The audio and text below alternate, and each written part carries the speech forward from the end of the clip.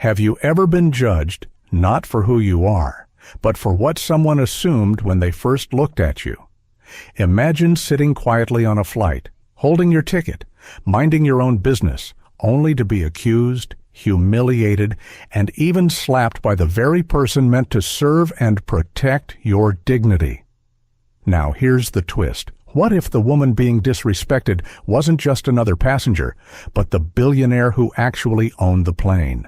And what if, in that moment of injustice, she had the choice to explode in anger or to stay calm and teach the world a lesson it would never forget if it were you?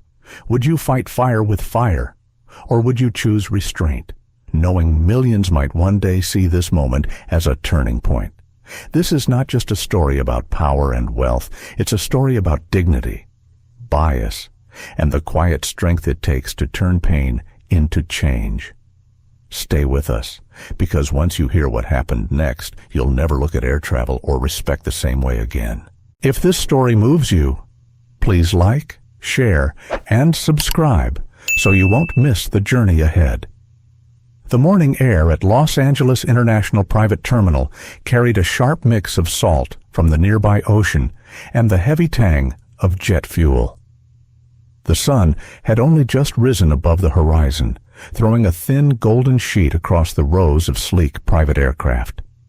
Engines hummed in the distance, ground crew moved like quiet shadows, and the entire place pulsed with that peculiar calm only airports seem to hold before a storm of movement. Danielle Coington pulled her blue blazer tighter around her shoulders as she walked across the polished tarmac. She was 42 years old, tall, with calm brown eyes, her hair swept neatly back, her shoes low and practical. To the casual eye, she might have looked like an assistant arriving early to prepare for someone else's flight. But nothing about this morning was ordinary, and nothing about Danielle was small. She was the founder and chief executive officer of Covington Global Aviation. The company bore her family name, and the gleaming Gulfstream G800 waiting at the end of the stairway was hers. Every rivet, every polished panel, every leather seat inside it all belonged to her. Yet Danielle never carried herself with the arrogance of ownership. She had always preferred quiet over spectacle. Still, she knew the truth. In places like this, appearance carried weight. People noticed shoes before they noticed eyes. They judged watches before they judged character. And Danielle, dressed in her simple blazer, jeans, and well-used carry-on, fit none of the stereotypes the private terminal had grown accustomed to serving. She paused at the bottom of the stairway leading up into her jet. The aircraft shimmered almost too brightly under the morning sun, its silver body reflecting streaks of orange and gold. Danielle ran her hand along the railing as she climbed, the metal cool against her skin. Each tap of her low heels against the steps echoed faintly, like a metronome keeping time for the day ahead. Inside, the cabin smelled of new leather and polished mahogany. It was empty, still, the kind of silence that felt earned.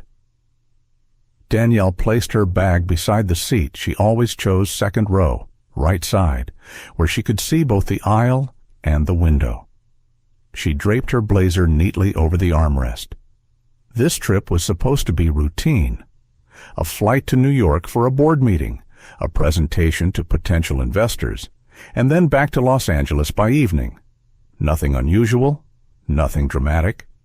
But Danielle had learned long ago that life rarely followed schedules as neatly as flight plans. She glanced at her watch, early, as always. Danielle valued the cushion of time. It gave her space to breathe before the day consumed her. It gave her space to think. And this morning, standing in the heart of her jet, she thought about her mother's words from years ago. Never shrink to fit into someone else's narrow frame. Stand as you are. The world will adjust. Those words had carried Danielle from a childhood in a small Atlanta neighborhood to the helm of one of the fastest-growing aviation companies in the United States. Yet, even after all those years, she knew people would still look at her. Her skin, her gender, her quiet clothes, and decide before she even spoke who she was and what she was worth. She sighed, smoothing a wrinkle in her blazer. Maybe today would be peaceful. Maybe it would just be another day of takeoffs and landings. Or maybe, like so many moments in her life, someone would force her to remind the world exactly who she was. The sound of footsteps echoed faintly from the jet bridge behind her. Danielle turned her head slightly, but remained calm. She was used to being the first on board. Flight crew often came in soon after to prepare. There was nothing unusual about that. Still, something in her chest tightened, as if her body knew what her mind didn't yet, that this day, this flight, would be remembered not for the miles it covered, but for the lines it would draw. She adjusted her carry-on, settled into the leather seat, and closed her eyes for a brief moment. In that pause, the world was simple. The hum of the airport outside, the weight of the upcoming meeting, the steady rhythm of her own breath. Then a sharp voice cut across the cabin. "Excuse me, who are you, and what exactly are you doing here?" Danielle opened her eyes slowly. The voice carried no curiosity, only suspicion. She turned her head toward the aisle, her calm gaze meeting the stern face of a flight attendant she had never seen before. The woman was in her mid-30s, slim, her blonde hair pulled into a severe bun. Her arms were crossed tightly across her chest, and her eyes scanned Danielle with the kind of look that wasn't just questioning, but already condemning. Danielle didn't answer right away. She studied the woman, her posture, the sharp set of her jaw, the way her feet seemed braced as if ready for confrontation. She had seen this stance before, in boardrooms and in lobbies, in restaurants, and even on sidewalks. It was the stance of someone who had already decided you didn't belong. She offered a small, polite smile. "I'm supposed to be here," she said gently. The woman narrowed her eyes, stepping closer down the aisle. "And who exactly gave you permission to board this aircraft?" Danielle blinked once, slowly. She had expected suspicion, perhaps, but not this level of hostility. Her voice remained even, controlled. "I own the plane," she replied. The laugh that followed was sharp, almost like a bark. It carried no humor, only disbelief. "Yeah, sure you do." The woman scoffed. "Ma'am, I'm going to need you to leave. Right now." For a moment, the cabin seemed to shrink around them, the leather seats and polished walls closing in. Danielle kept her back straight, her breathing steady. She had been here before, not in this exact cabin, not with this exact stranger, but in this same moment of being unseen, unrecognized, dismissed.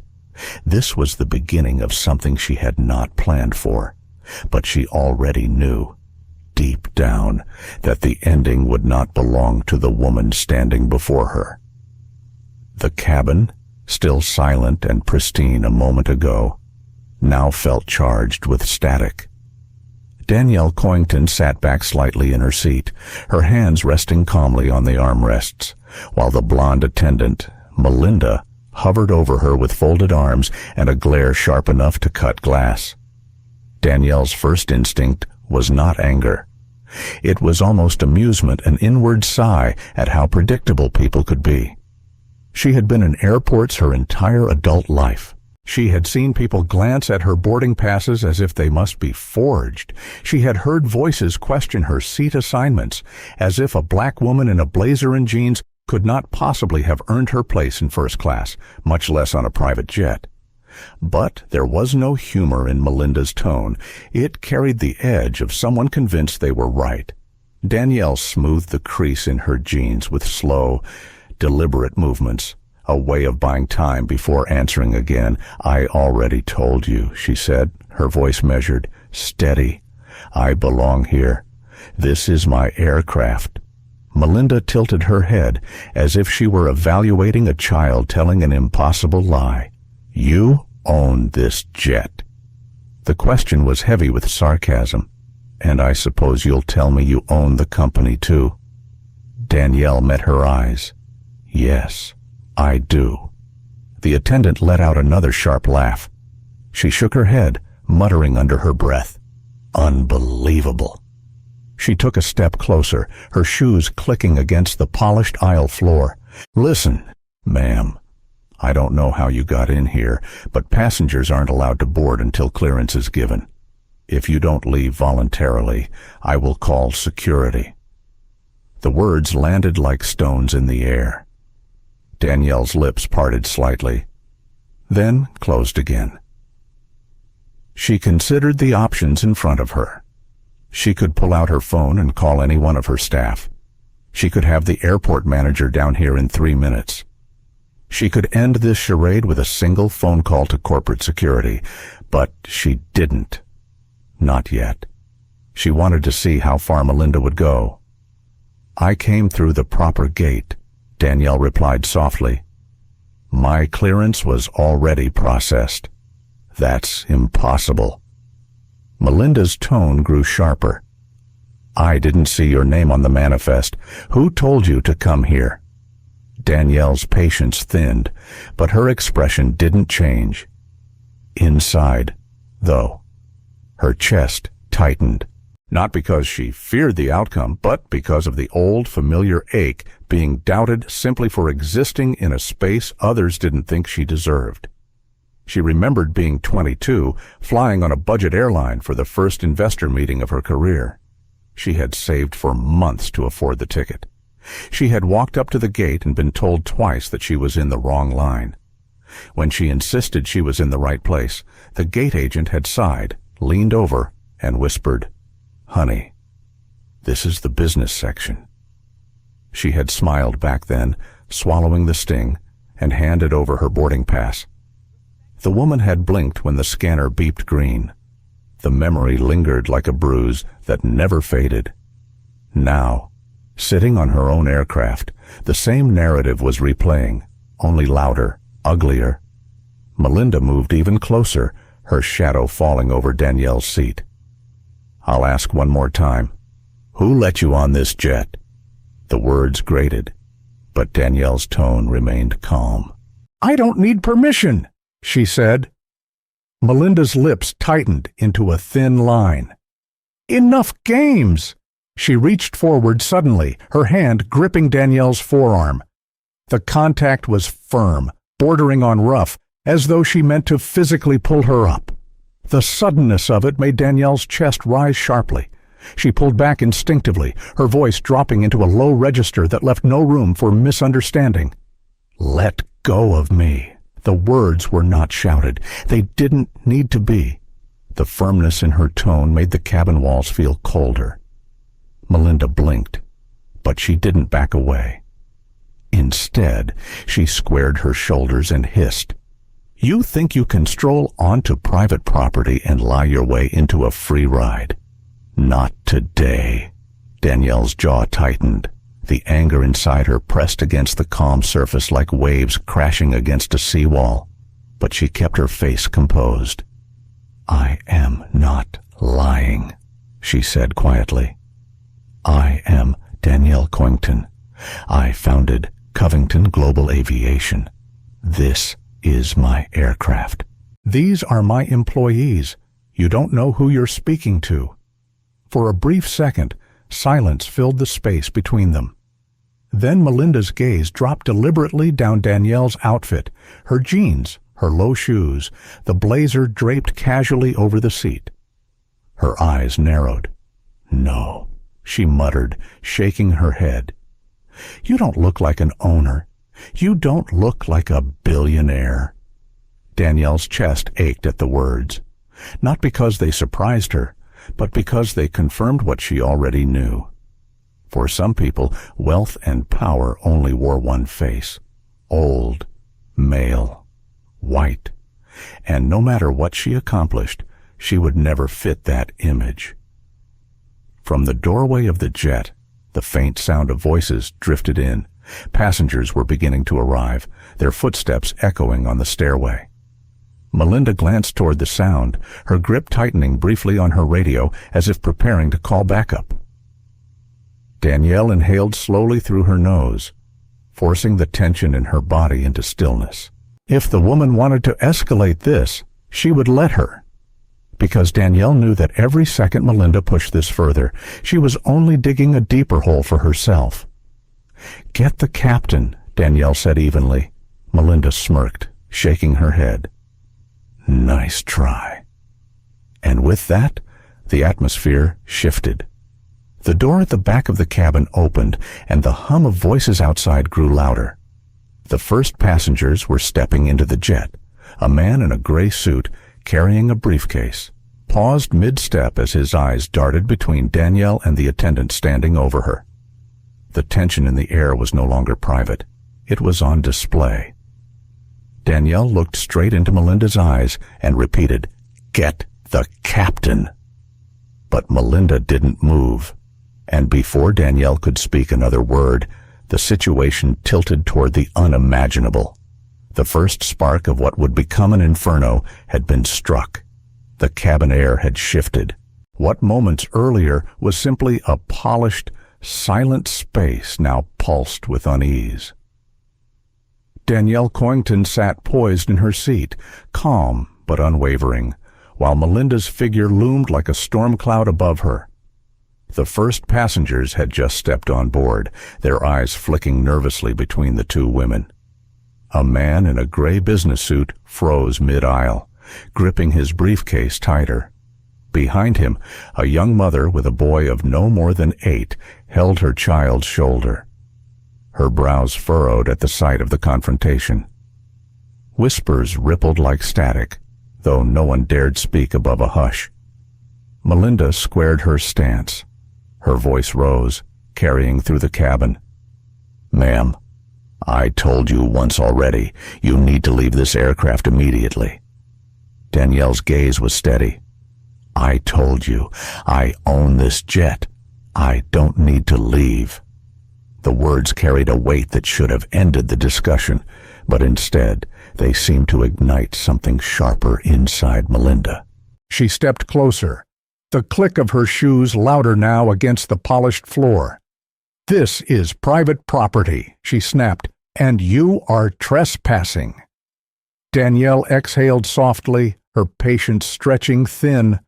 She was not new to this fight, yet she knew each second that passed was also a stage being built.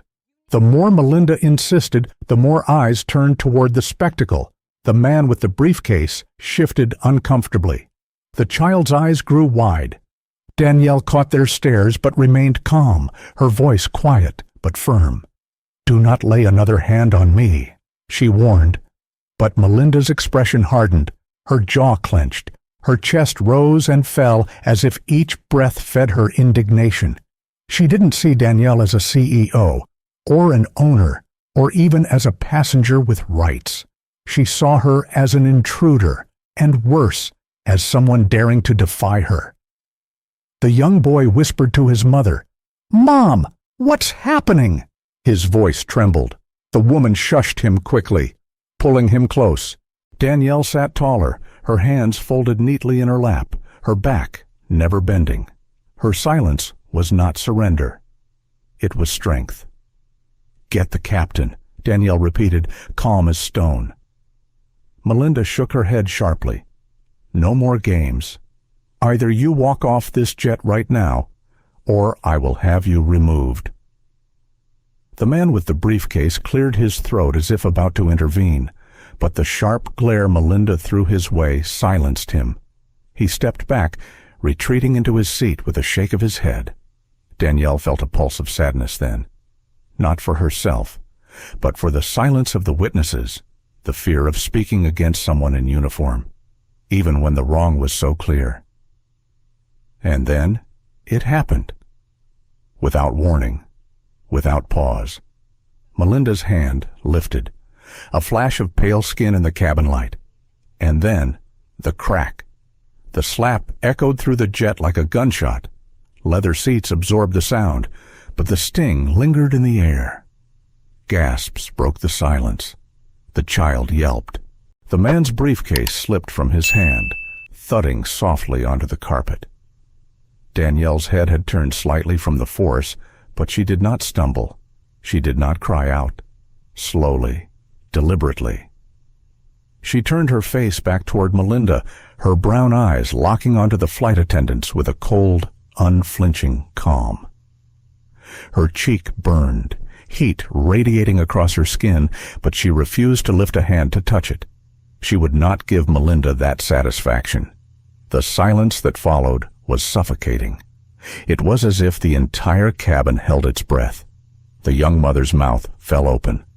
She pulled her son behind her as if shielding him from a violence too ugly to witness. The man in the gray suit whispered, almost to himself, "Oh my God." Melinda's own face changed instantly. Shock flickered across her features. Regret, too, though it was quickly masked by a stubborn clench of her jaw. She had crossed a line she could never uncross, but pride kept her from stepping back. Danielle lifted her chin slightly, her voice even but sharper than steel. "You should not have done that." The words were soft, but they carried more force than any shout. For the first time, Melinda faltered, her hand lowered slowly, trembling. She glanced at the passengers, then back at Danielle, panic flickering behind her eyes. A murmur spread among those in the cabin. Phones appeared in hands. A young man near the rear lifted his camera, already streaming. The faint red glow of a recording light blinked in the corner of Danielle's vision. The world had just been invited in. Melinda saw it too. Her face paled. She fumbled for her radio, her voice shaky now. "Security to Gate 6. She barked, though the words lacked the sharp confidence of before. Danielle sat back in her seat, composed, her blazer draped still over the armrest. She did not flinch. She did not move. She simply waited. The boy whispered again, "Why did she hit her?" "Mom."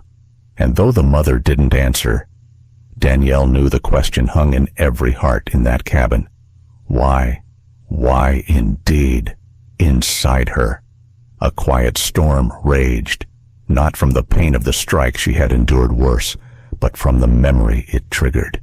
The memory of being told as a girl that her place would always be questioned, her worth always tested, her dignity always challenged. And yet, she had vowed then, what she vowed again now, she would never shrink. The cabin was no longer an aircraft. It was a courtroom, a stage, a battlefield, and every person present was both witness and jury. Danielle's eyes never left Melinda's. "Get the captain." The command was steady, carved in stone. Passengers leaned forward, waiting. Melinda's breath hitched, her fingers twitching around the radio. But before she could answer, the cockpit door opened. A tall man with silver at his temples stepped out, his uniform sharp, his stride confident. His eyes scanned the scene, narrowing as they fell upon Danielle. Recognition lit his face. "Miss Coington," Captain Roland Gates said, his voice deep and clear enough to slice through the heavy silence. "Is everything all right?" The cabin erupted in whispers. The title hung in the air. Undeniable. Miss Coington. The name that bore the company. The name etched into the side of the very jet they stood in. Melinda's face drained of color. Danielle didn't move. She simply inclined her head slightly, her gaze steady on the captain. "Captain," she said, her tone smooth as glass, "I believe we have a very serious misunderstanding."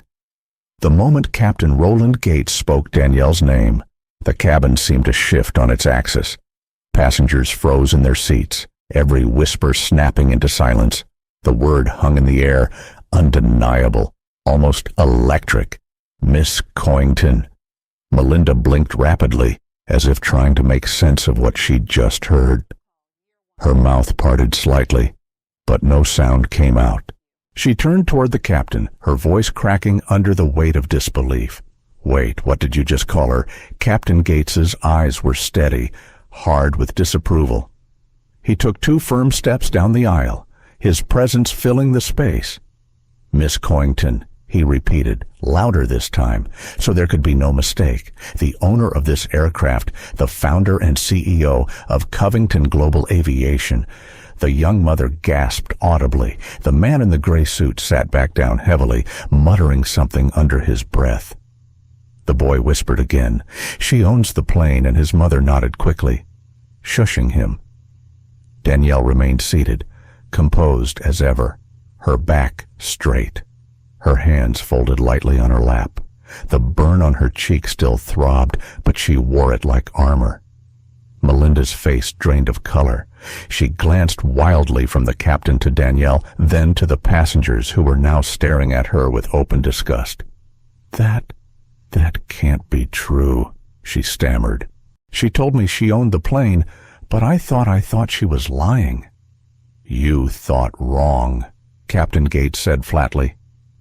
His tone carried the weight of 6 years under Danielle's leadership, 6 years of knowing exactly who she was and how she carried herself. Melinda's radio slipped slightly in her grip. Her knuckles whitened, "But she doesn't look." The words caught in her throat, but everyone knew what had almost escaped. Danielle finally moved. Slowly, she leaned forward, her calm voice slicing through the tension. "Finish that sentence," she said. "Go ahead." Melinda's lips trembled. She didn't. The silence was heavier now, pressing on every chest in the cabin. Phones were raised higher. The live stream near the back caught the shimmer of sweat on Melinda's forehead, the calm fire in Danielle's eyes, the captain's tight jaw. Danielle reached down, her movements measured, and slid her blue blazer back over her shoulders. She buttoned it with steady hands, each click of the button sounding like a gavel. Then, from the inside pocket, she pulled out a slim black business card, trimmed in gold foil, minimalist and commanding. She placed it neatly on the tray table between them. The words were clean, undeniable. Danielle Coington, founder and CEO, Covington Global Aviation. Gasps fluttered through the cabin. The man in the gray suit ran a hand down his face, muttering again. The young mother whispered, "Oh my God," and hugged her son closer. Melinda stared at the card as though it were a live wire. Her fingers twitched toward it but stopped short. Her mouth worked, but no sound formed. Captain Gates's voice lowered, stern and precise. "You need to apologize. Right now." Melinda's chest rose and fell rapidly. Her eyes darted between the card, Danielle's calm expression, and the rows of witnesses. Finally, she choked out, I'm sorry." But her voice was hollow, the words limp. Danielle didn't flinch. She studied her in silence, her gaze sharp enough to strip away the pretense. The apology wasn't real, and everyone could feel it. The boy spoke again, unfiltered in his innocence. That didn't sound like she meant it. The mother hushed him quickly, but it was too late. The truth of a child had punctured the air. Danielle exhaled softly, the sound almost a sigh. She reached for the business card, slipped it back into her blazer, and sat back in her seat. She spoke quietly, but the cabin leaned in to hear. "I don't want a performance. I don't want words without weight. I want you to understand exactly what you did." Melinda swallowed hard, her face flushed deep crimson, her posture shrinking by the second. "You struck me," Danielle continued, her voice low and steady. "Not because I did anything wrong, not because I posed any threat. You struck me because you looked at me and decided I couldn't possibly belong here, that I was invisible, that I was less." The words spread through the cabin like ripples. Some passengers shifted uncomfortably, reminded of moments they themselves had judged or been judged. Others nodded, their eyes fierce with agreement. Melinda's lips trembled again. She opened her mouth to respond but shut it quickly, unable to form a defense. Captain Gates folded his arms, his disapproval palpable. "You've disgraced this uniform," he said. The man with the briefcase finally spoke, his voice sharp with anger. "I saw the whole thing. She slapped her for no reason." Others chimed in, murmuring, shaking their heads. A woman near the rear muttered, "Unbelievable," while another man added, "And she thought no one would see." But the live stream saw, the internet saw, and in less than 10 minutes, the clip would already be racing across feeds with captions screaming about the injustice. Danielle let the voices swell, then fall again. She waited until the noise ebbed before she spoke once more. "Captain," she said evenly, "thank you for your intervention. But this isn't about me being your employer. It isn't about rank or power.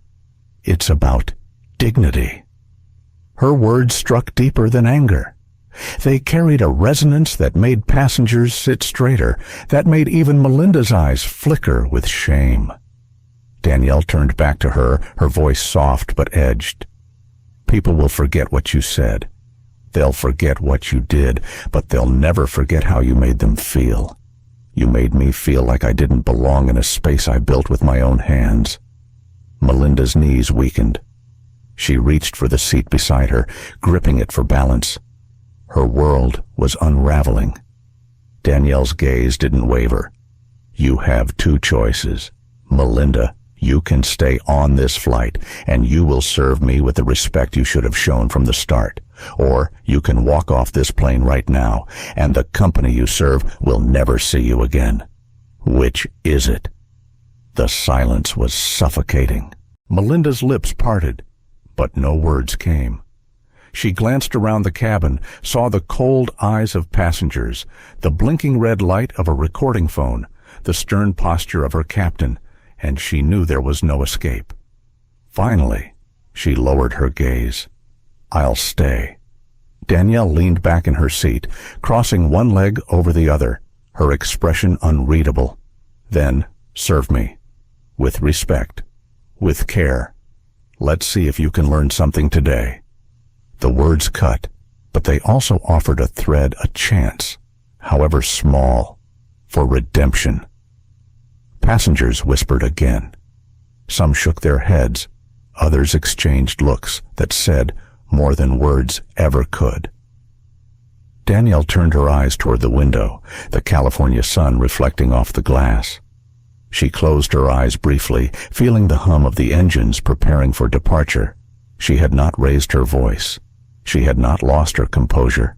But she had drawn a line, one that every witness in that cabin would remember long after the flight ended. And as the engines roared to life, lifting them from the ground, Danielle knew this was no longer just her story. It was a mirror reflecting a truth that stretched far beyond one slap, one flight, one woman.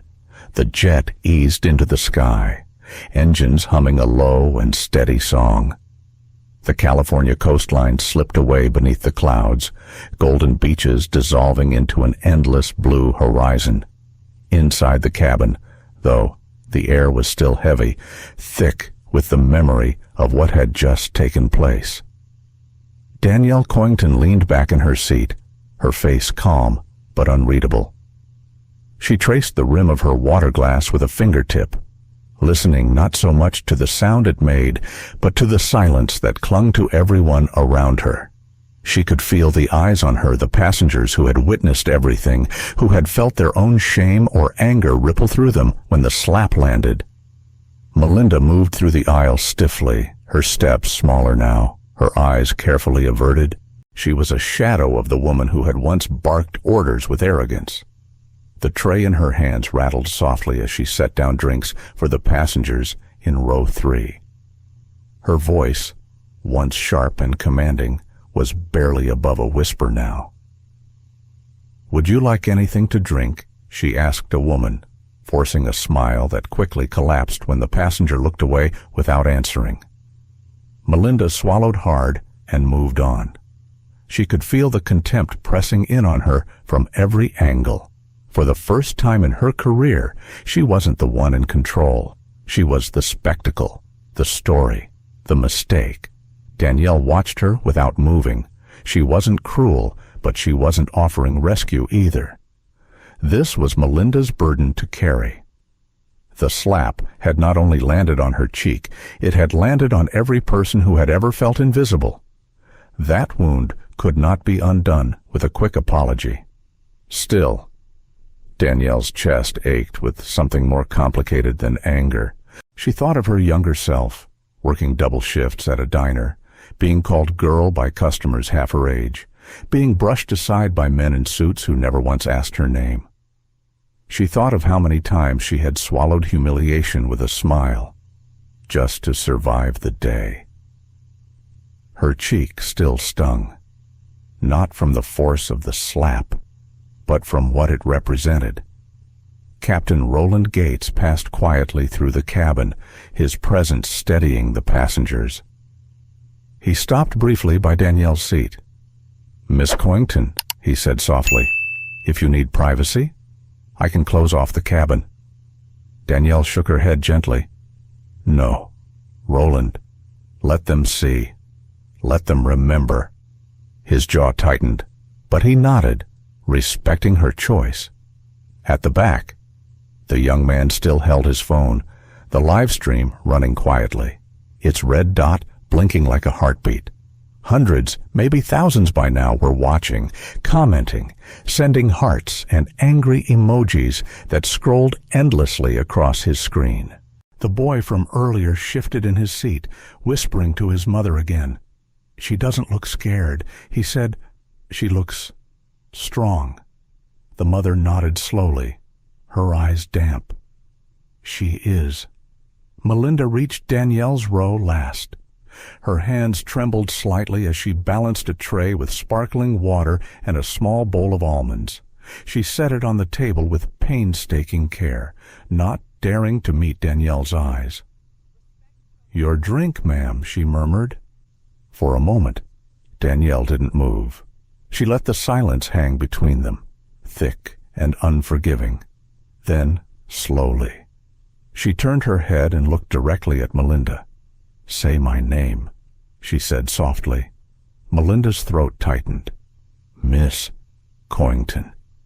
The words cracked as they left her mouth, but they carried truth this time, truth born of recognition and humiliation. Danielle nodded once, then lifted the glass of water and took a slow sip. She did not thank her. Respect was not a favor. It was a right. Melinda lingered a moment, as if hoping for some gesture of forgiveness, but none came. She turned quickly, retreating down the aisle. Danielle set the glass down gently, then folded her hands again. Her mind drifted, unbidden, to her father's voice. Years ago. "The day will come when someone tests your dignity. Remember, Danny, your silence can be louder than their shouting." She hadn't understood it then, but she did now. The passengers whispered occasionally, their voices low but urgent, words like "unbelievable." She slapped her, and the owner floated faintly through the air.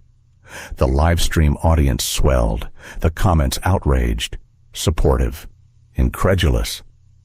Danielle closed her eyes briefly, feeling the rhythm of the jet steady her heartbeat. She wasn't here to destroy Melinda. She was here to stand her ground.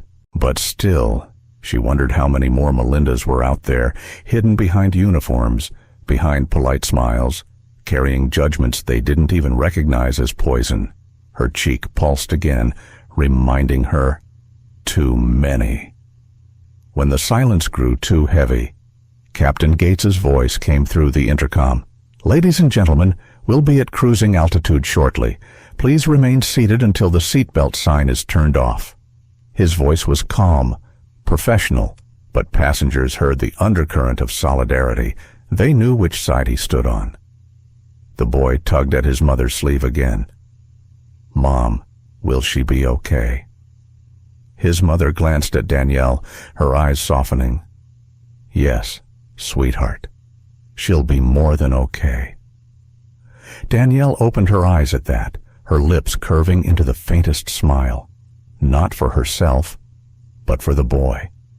For the lesson he was learning in real time that dignity could be challenged, but it could also stand unbroken. As the jet leveled out and the seatbelt sign blinked off, passengers unbuckled slowly, cautiously. But the weight of what had happened kept them anchored. They weren't just passengers anymore. They were witnesses to something larger, something they couldn't quite name yet.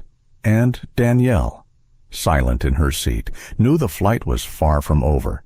The real storm was still gathering. The Gulf Stream settled smoothly into the sky, cutting a clean path through a blanket of white clouds. But inside, no one was relaxed. The cabin carried a weight heavier than altitude could explain. The young man's phone continued to broadcast silently from his lap, the red recording dot pulsing with every second. Viewers climbed into the tens of thousands now, comments scrolling so quickly they blurred into streams of outrage, disbelief, and praise for the woman sitting silently in the second row.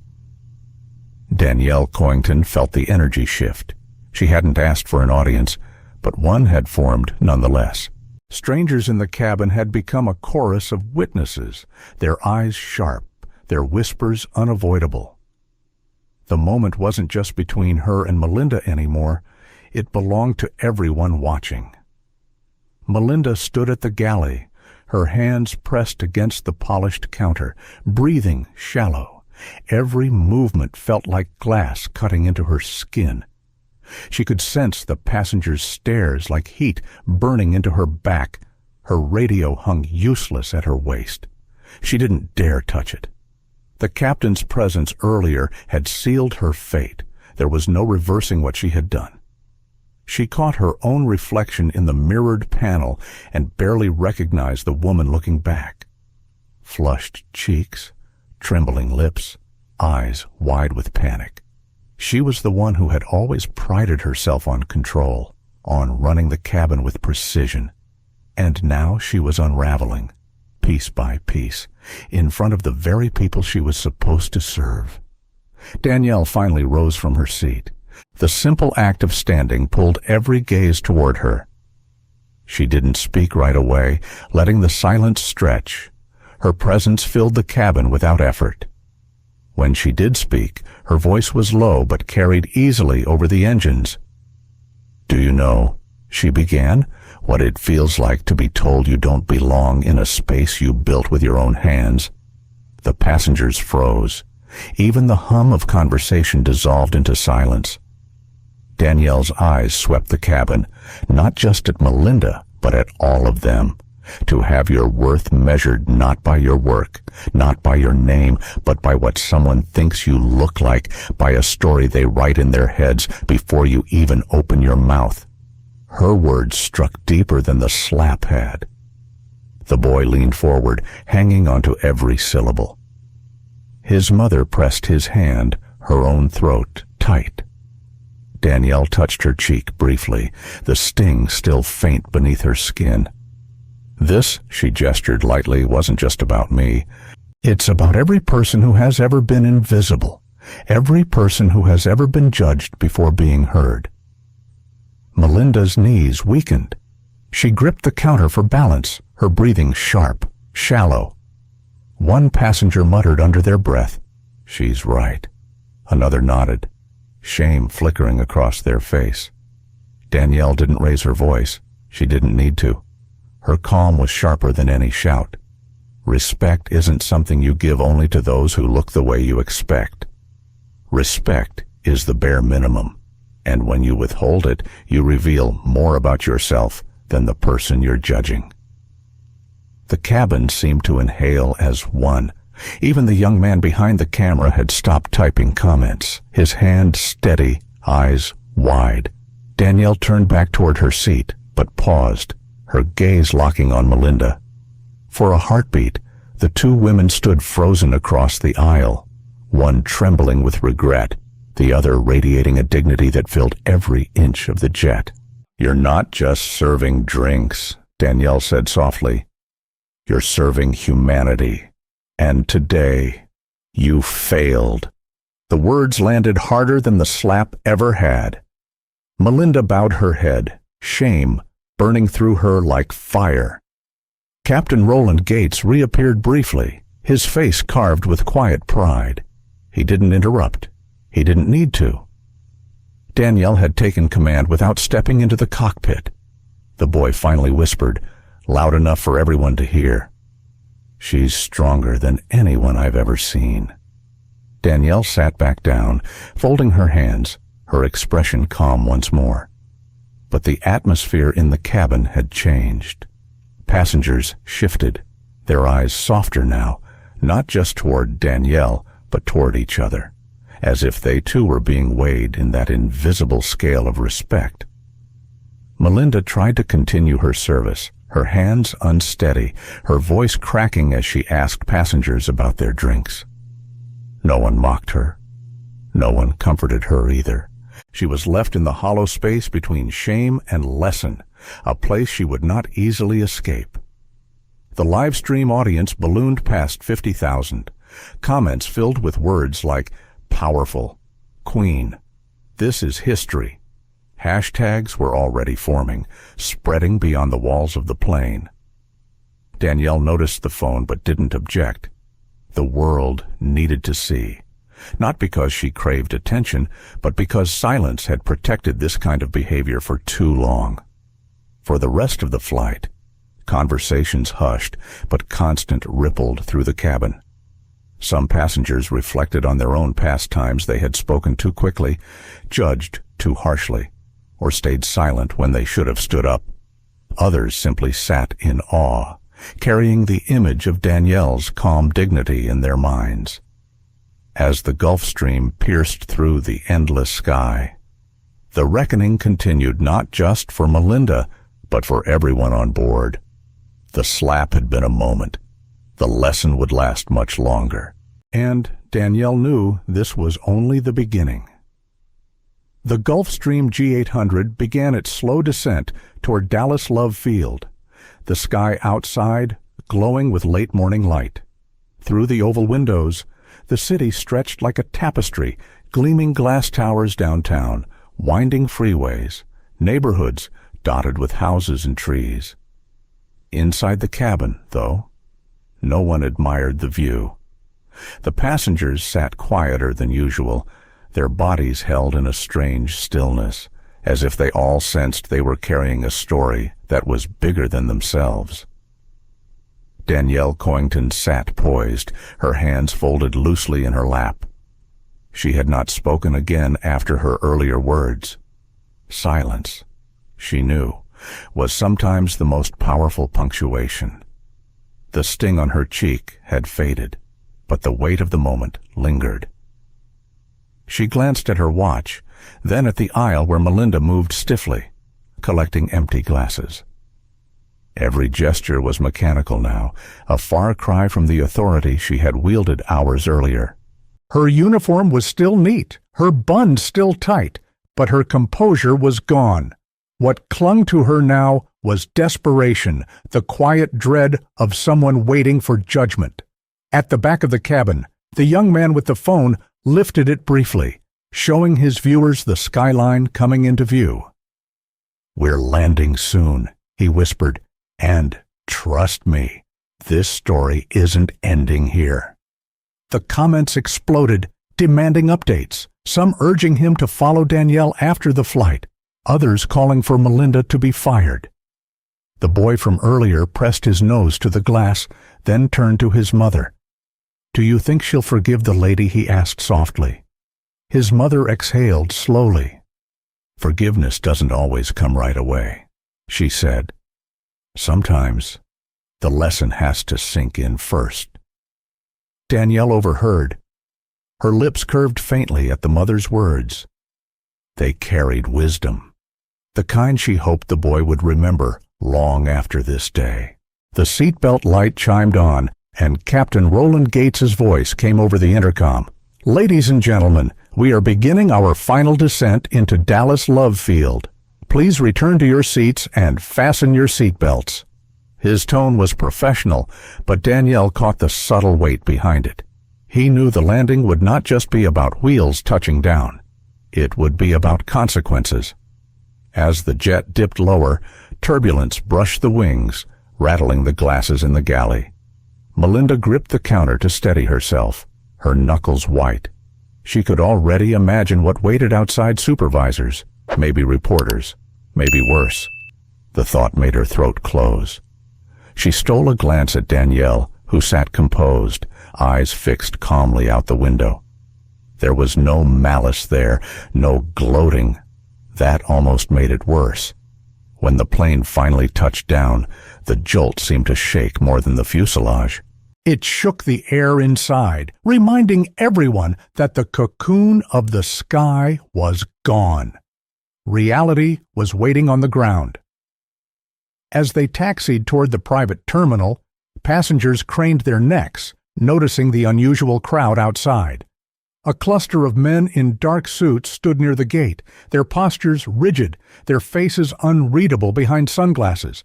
And just beyond them, flashes of cameras flickered reporters, somehow already aware. Melinda's breath hitched. Her chest tightened, panic flooding her veins.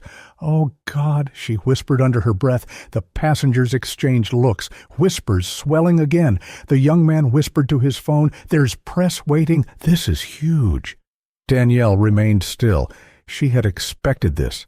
A message had been sent from the sky long before they touched ground. When the seatbelt sign blinked off, passengers stood cautiously, collecting their bags. No one rushed to leave.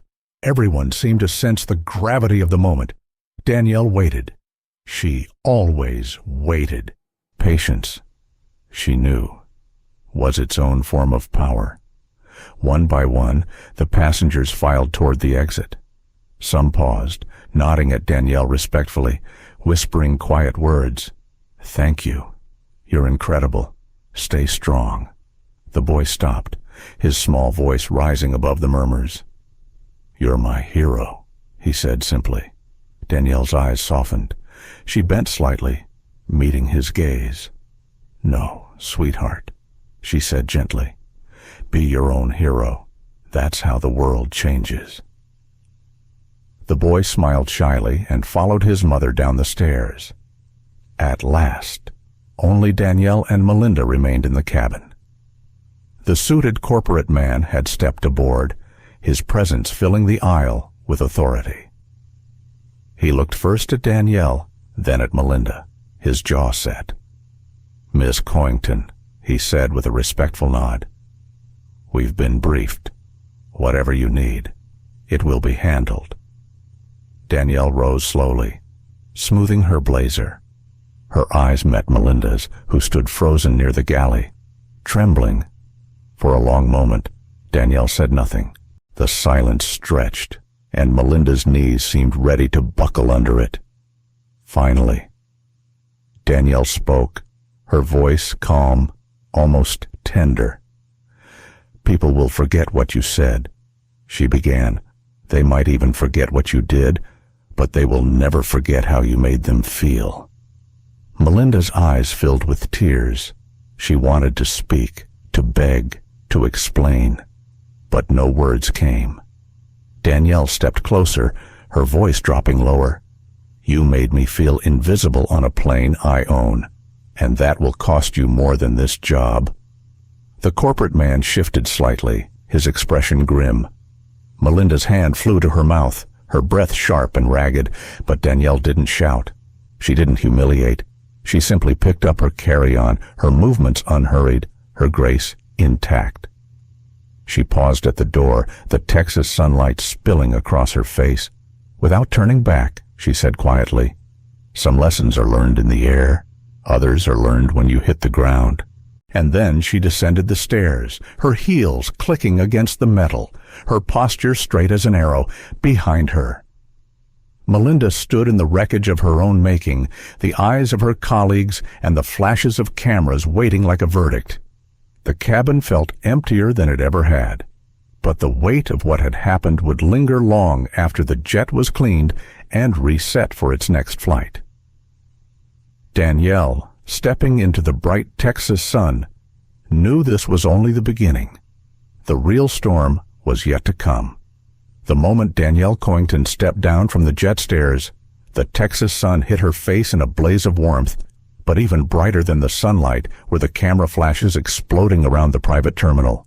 Reporters swarmed behind the ropes, microphones extended like weapons, voices clashing in a frenzy.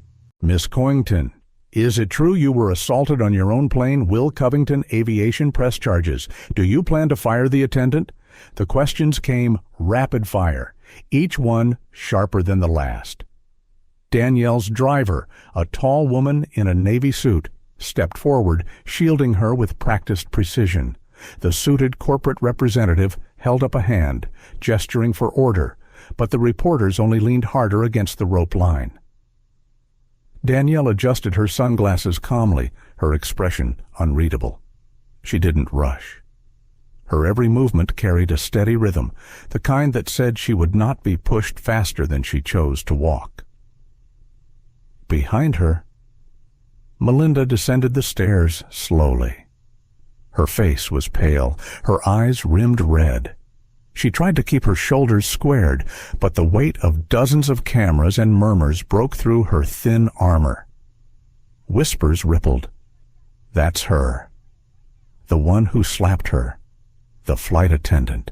Passengers lingered near the gate, reluctant to leave, some filming, some whispering updates into phones. They were no longer just travelers, they were witnesses to a story unfolding larger than their flight. Inside the terminal, executives waited Covington Aviation's crisis team, summoned the moment the live stream had begun trending. A hastily set podium bore the company's emblem, flanked by flags. Reporters packed the small space, shuffling and shouting, the air thick with heat and anticipation. Danielle walked through the chaos with her driver close at her side. She could feel the eyes of strangers pressing in from every angle. Some looked at her with awe, others with sorrow, some with guilt they couldn't name. She carried it all in silence. The corporate representative leaned close as they entered the terminal. "Miss Coington, the board is unanimous. The attendant is suspended immediately. Legal is ready to pursue charges if you wish. The press is expecting a statement."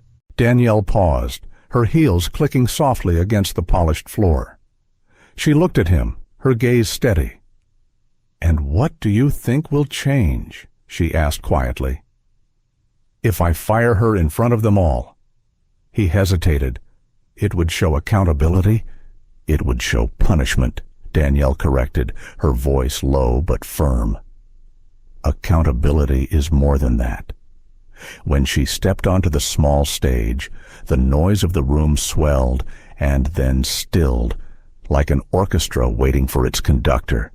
Danielle removed her sunglasses, letting her eyes meet the crowd. "Yes," she said, her voice clear, "I was disrespected on my own plane." The room erupted, questions flying, but she raised one hand and the noise fell again. Yes. A slap landed on my face. She touched her cheek briefly, then let her hand fall. But this is not only about me.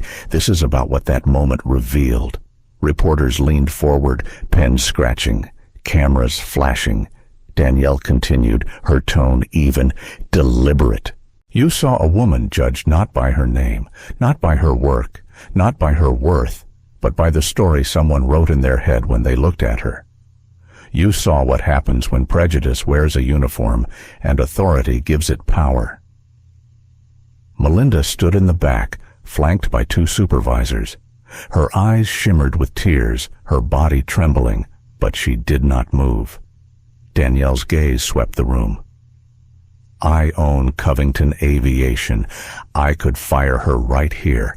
I could end her career with a single word." She let the silence stretch, every reporter hanging on the pause. But what would that teach? The room buzzed with confusion. Some expected anger, some expected revenge. Instead, Danielle leaned into the microphone, her voice softer but sharper. "Instead, she will stay. She will train. She will face the very people she dismissed. and she will serve under a program that I am announcing today." Gasps rippled across the room. Even the supervisors exchanged startled glances. Danielle's voice grew steady, resolute. "Every employee of this company, from the newest attendant to the captain of the fleet, will undergo what I call the respect protocol. 50 hours of training, independent oversight, and live scenario reviews. Passengers will know, without question, that dignity is not optional in the sky." Reporters' pens raced. Cameras clicked. A woman from the back shouted, "So she keeps her job." Danielle met her eyes, for now, because firing one person won't change a system, but forcing that person to face their own actions, to learn, to grow, while making sure the system itself changes, that is how you build something better.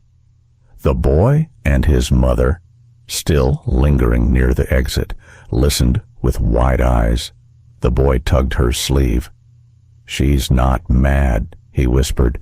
"She's strong." His mother smiled faintly. "That's what strength really looks like," Danielle finished simply. "This isn't about destroying someone. It's about ensuring no passenger on any plane ever feels invisible again." The room erupted into questions again, but Danielle stepped back from the microphone. She had said what she needed to say. Melinda, shaking, covered her mouth with her hand. The supervisors at her side looked grim, but they did not move her. Her punishment had already begun the long road of being seen, of being measured not by power, but by humility. As Danielle exited the terminal, her driver opened the car door. She slid inside gracefully, closing the world of flashes and shouts behind her. For a moment, she let her head rest against the cool glass of the window. The city outside bustled, unaware of the lesson unfolding within its airport. She breathed in deeply, letting the tension slip from her shoulders. Her cheek still carried a faint ache, but it wasn't pain she carried now. It was clarity, and as the car pulled away into Dallas traffic, Danielle knew she had done more than answer a slap. She had turned it into a message that would echo far beyond the cabin of one flight. By the time Danielle Coington's black town car merged onto the freeway, the internet was already on fire. The young man's live stream, once watched by a few dozen curious viewers, had climbed into the millions. Clips of the slap circulated on every major platform, spliced with Danielle's calm, cutting words in the cabin, and her statement at the terminal podium. Hashtags trended within minutes. Respect in the sky. Danielle Coington, never invisible. News anchors scrambled for airtime. Analysts dissected every frame, and talk show hosts speculated about what this meant for the future of air travel. Some called her a queen, a symbol of grace under fire. Others admitted shame, confessing in comment threads how they had once judged someone based on clothes, skin, or assumptions. The conversation had cracked open something deeper than a single incident. At Covington Aviation Headquarters, staff worked around the clock. The respect protocol Danielle announced was no longer just an idea, it was a mandate. Schedules were redrawn, trainers called, contracts drafted. There was urgency in the air, but also pride. Their leader had turned a potential scandal into a moral compass. And yet, for one person, the world felt unbearably small. Melinda sat alone in a training room the next morning, a stack of manuals untouched before her. The walls felt too bright, the silence too sharp. Outside the glass window, other staff walked by, glancing in with whispers. Everywhere she turned, she felt eyes that judged, that pitied, that reminded her of the slap she couldn't take back. Her supervisor entered quietly, setting a binder on the table. "This is the Respect Protocol Orientation," he said flatly. 10 weeks, 50 hours minimum. You'll shadow senior attendants, meet with diversity trainers, complete live evaluations. He hesitated, then added, "Every report goes directly to Miss Coington." Melinda nodded mutely, words stuck in her throat. She wanted to ask if she even had a chance, but she knew the answer already. Her only chance was to face what she had done, over and over, under everyone's gaze. She opened the binder, her eyes blurring as she read the first line. "Every passenger deserves dignity before service begins." Meanwhile, Danielle returned to her office overlooking downtown Los Angeles. The skyline glittered beneath the afternoon sun, glass towers reflecting light like shards. She stood at the window for a long time, her reflection faint in the glass, her thoughts louder than the city below. She thought of her father again, of the countless times he had warned her, "The world will try to write you smaller. Danny, don't let them hold the pen." She thought of the boy on the plane, his wide eyes fixed on her, calling her his hero. She hadn't set out to be anyone's hero. She had only tried to hold her ground, yet the weight of his words clung to her shoulders like a mantle. Her assistant entered softly, holding a tablet. "The numbers are staggering. Miss Coington, engagement, support, even new investors reaching out." "But," she trailed off. "But what?" Danielle asked. The assistant hesitated.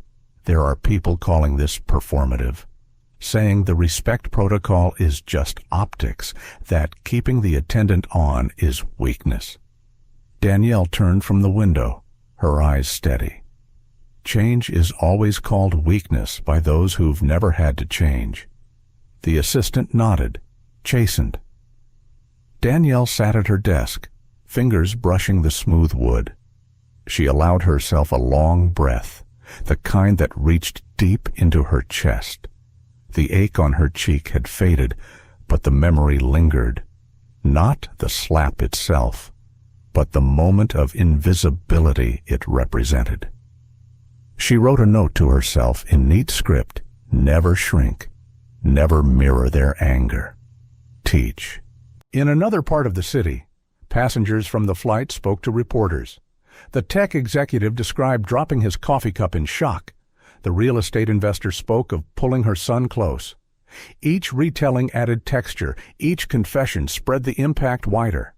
The boy, when asked by a local journalist what he learned, said simply, "She didn't yell. She stood tall. That's how I want to be." His mother smiled beside him, her hand resting gently on his shoulder. Back at headquarters, Melinda struggled through her first session. The trainer, a woman with warm eyes and a firm voice, asked her to role-play greeting passengers. Her voice cracked. She stumbled.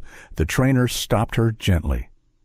"You're not failing because you don't know the script," she said. "You're failing because you don't believe what you're saying yet. Until you see the people in front of you as more than a seat number, you'll never serve with respect." Melinda's throat burned. She nodded, swallowing the sting of truth. As night fell, Danielle returned home, the city lights twinkling like a constellation below her hillside house.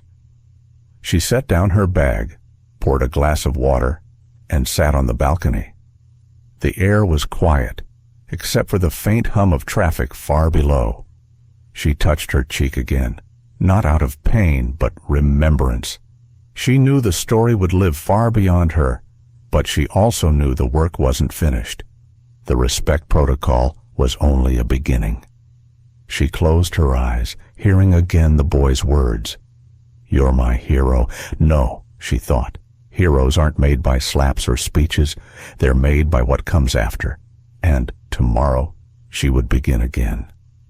1 year had passed since that turbulent morning in Dallas. The respect protocol was no longer a plan on paper.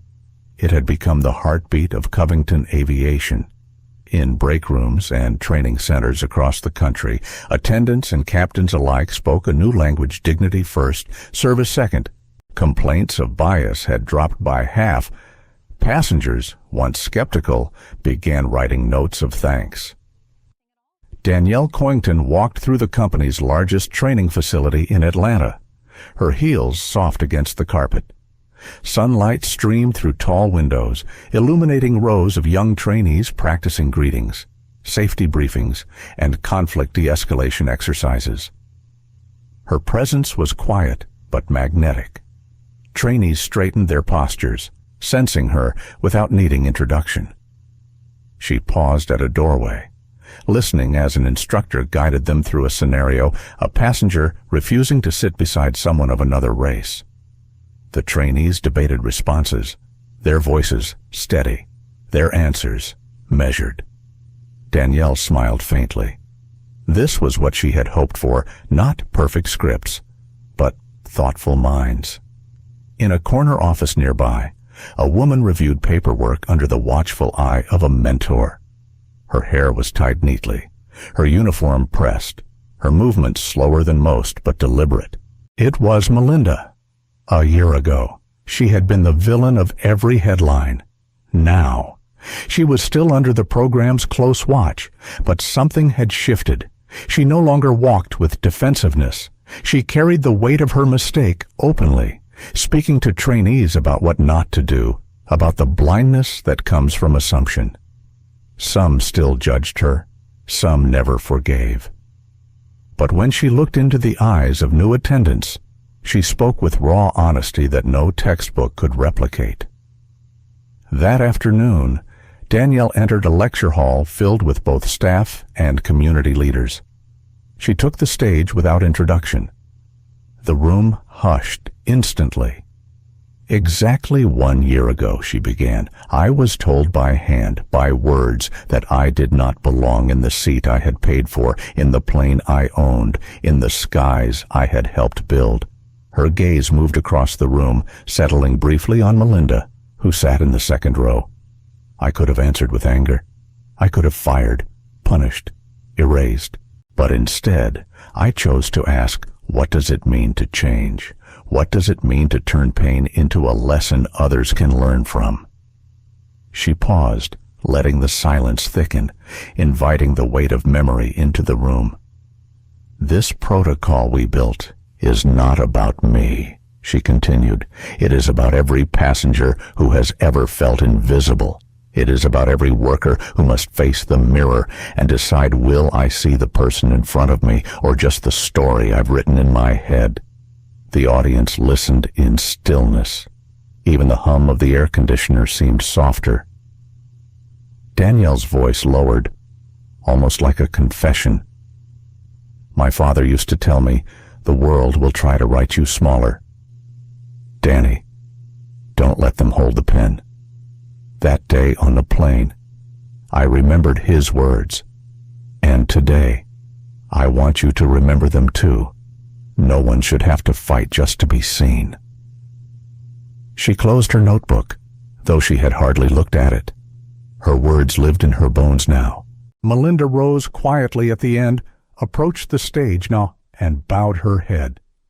The room held its breath. I cannot erase what I did, Melinda said, her voice trembling but clear. But I can spend every day proving I've learned. And I thank you, Miss Coington, for not letting my worst moment be the end of me.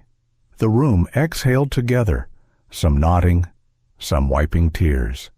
Danielle placed a hand gently on Melinda's shoulder, not as absolution, but as recognition of a long, imperfect road. After the gathering, Danielle stepped outside. The Atlanta air was heavy with summer heat, cicadas humming in the distance. She breathed it in deeply, feeling both the ache of the past and the quiet promise of tomorrow. Her phone buzzed. It was a message from her assistant board numbers in passenger trust scores up 67%. New investors confirmed. Media outlets requesting interviews. Danielle set the phone aside. Numbers mattered, yes. But what mattered more was the young boy she'd once seen on that plane, the one who called her his hero. She imagined him a year older, taller, maybe still remembering the woman who didn't yell, who stood tall. She whispered into the humid air, not for cameras, not for reports, but for herself. Let them always remember that respect has no seat class. As she walked toward her car, she noticed a trainee standing outside, nervously rehearsing lines for a safety briefing. Danielle stopped, listened, and offered a small nod. The trainee's eyes widened, her shoulders straightened, her voice steadied. Sometimes, Danielle thought, change isn't thunder. Sometimes it's the quiet nod that tells someone, I see you. You matter. And with that, she slid into her car, ready for the next flight, the next room, the next chance to remind the world what dignity looks like in motion. Life has a way of testing us in the moments we least expect. Danielle's story reminds us that respect is not something granted by wealth, titles, or uniforms. It is the basic dignity every human being deserves. Too often, we walk through life writing stories in our heads about others, the way they look, the way they dress, the color of their skin. But these stories blind us to the truth of who people really are. When Danielle chose not to answer violence with violence, she showed us that true strength isn't about punishment. It's about transformation. By turning her pain into the respect protocol, she created change that will outlast her moment of humiliation. The lesson for us is simple, but profound when faced with disrespect or injustice. Pause before reacting. Ask yourself, will my response fuel anger, or will it plant the seeds of change in our daily lives, whether at work, at home, or in public? We each have the power to see others fully and to make them feel visible. Sometimes the greatest act of courage is not raising your voice, but standing tall in silence, with dignity intact. Thank you so much for watching and sharing this journey with us. Stories like this remind us how powerful respect and compassion can be in changing the world. If this touched your heart, please take a moment to like, share, and subscribe to our channel. Your support helps us bring more stories of dignity, justice, and hope to life. We truly appreciate you being here with us.